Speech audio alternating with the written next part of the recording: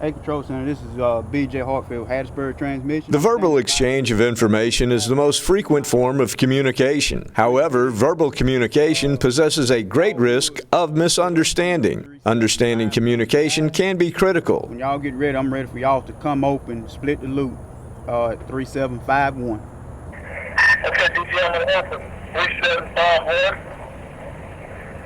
I'd like you to check open 3751. Uncouple, lock it, and open position, please.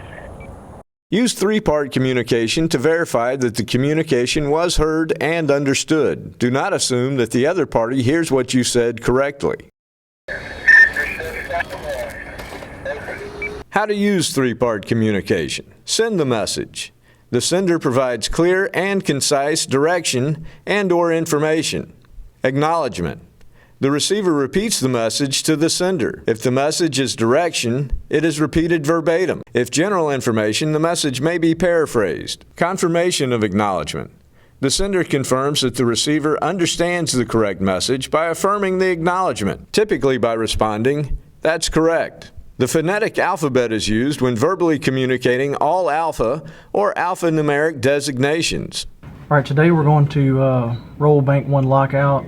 We need to isolate. The weakest link of a communication is often the third leg, because the sender may assume the receiver heard the message, if not confirmed or corrected by the sender by means of the third leg. Open up Bank 1 diff cutout, and then we'll be ready to go around the back side of the panel and check for voltages and open links to complete the testing process. All right. Why use three-part communication?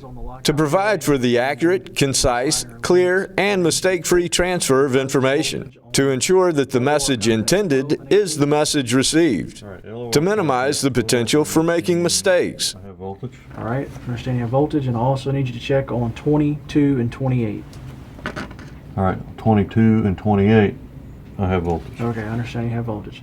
When to use three-part communication. Three-part communication shall be used for all information exchanges that will result in decision-making, direction being given, or actions being taken related to communicating an important condition or parameter, operating or testing equipment, communicating instructions, and/or directing specific departmental guidance. 12 and 18.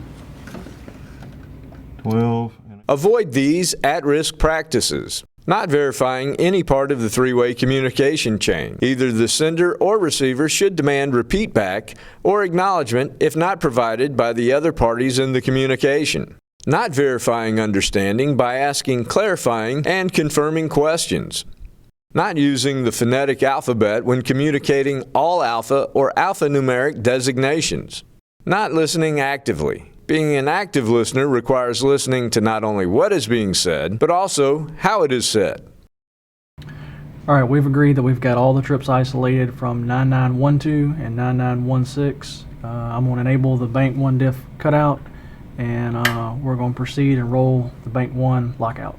All right, roll the lockout. All right, we rolled the lockout, and we still have indication that 9912 is closed, as well as 9916. Our test is complete.